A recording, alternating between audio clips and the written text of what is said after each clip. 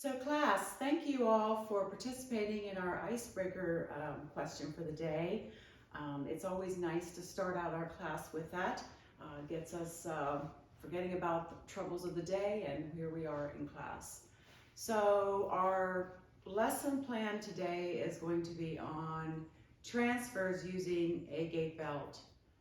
Gait belts are also sometimes referred to in a lot of the literature as transfer belts.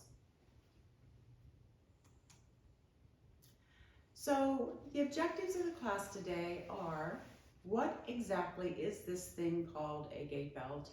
And we're also going to learn the correct application of gait belt and perform transfers using the gait belt. Now at the beginning of the course, you were all issued an actual gait belt, so of course you know what it looks like, and the picture on the slide is a good representation of what most gait belts used or look like. Many times when you start your first job in a nursing home as a nursing assistant, they will actually issue you a gait belt to use with your patients, and it is in some facilities actually part of the uniform. So a very important piece of equipment that you will be using. Now, previously in our lessons leading up to this skill, we reviewed the PDF form of 10 Commandments of Good Body Mechanics. And then to get ready for today's lesson, you were to view the video on the bodybuilder using good body mechanics. Before we do this skill, we're going to actually view a video put out by the Santa Barbara School of Nursing on the correct way to do this transfer.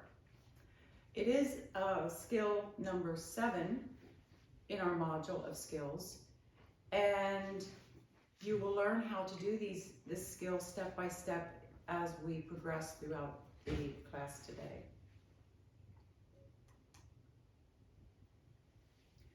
So part of understanding how to correctly use your gait belt is, how do we lift correctly? And in this picture, you can see that this gentleman is experiencing quite a bit of acute pain, it looks like to me, in trying to lift a box off the floor. So what exactly is wrong with this picture? Well, in looking at the 10 Commandments for good body mechanics, we automatically see that he is bending from his waist, his legs are straight, he doesn't have a good base. And so obviously, if this box is heavy, it is going to cause him some pain. This slide then shows us the correct and the wrong way to lift a box. Now, I do have a box here at the front of the classroom, and so I would ask for some volunteers to come up and show us exactly how you would lift this box off the floor based on what you learned up to this point. It is really good, remember from the video with the bodybuilder, that it's always good to test first before you actually lift something, to get a feel for exactly how heavy is this box going to be.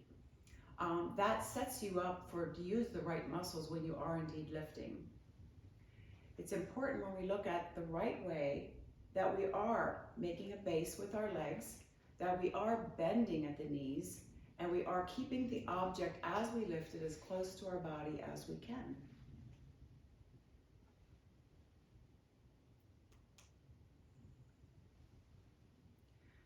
So thank you for the volunteers who came out, and good job in lifting the box and using good body mechanics. So now we're actually going to look at the step-by-step instructions to actually do the skill. The first step is going to be putting the belt around the patient's waist, and you're going to place the buckle in the front. Make sure that you're threading the belt the correct way through the teeth and then back behind the teeth to actually lock the belt into place. Now you're going to test and ensure that the belt is snug around your patient.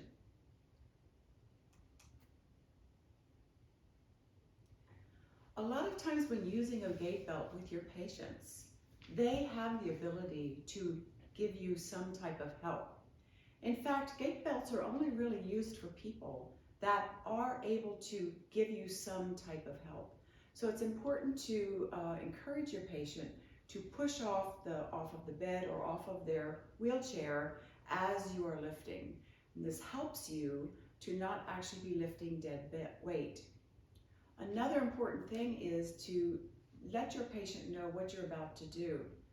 This is very helpful to them and to you as you're lifting.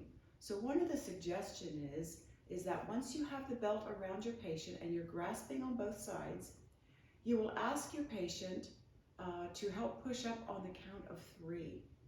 So we use a rocking motion, 1, 2, and 3 to bring the patient up.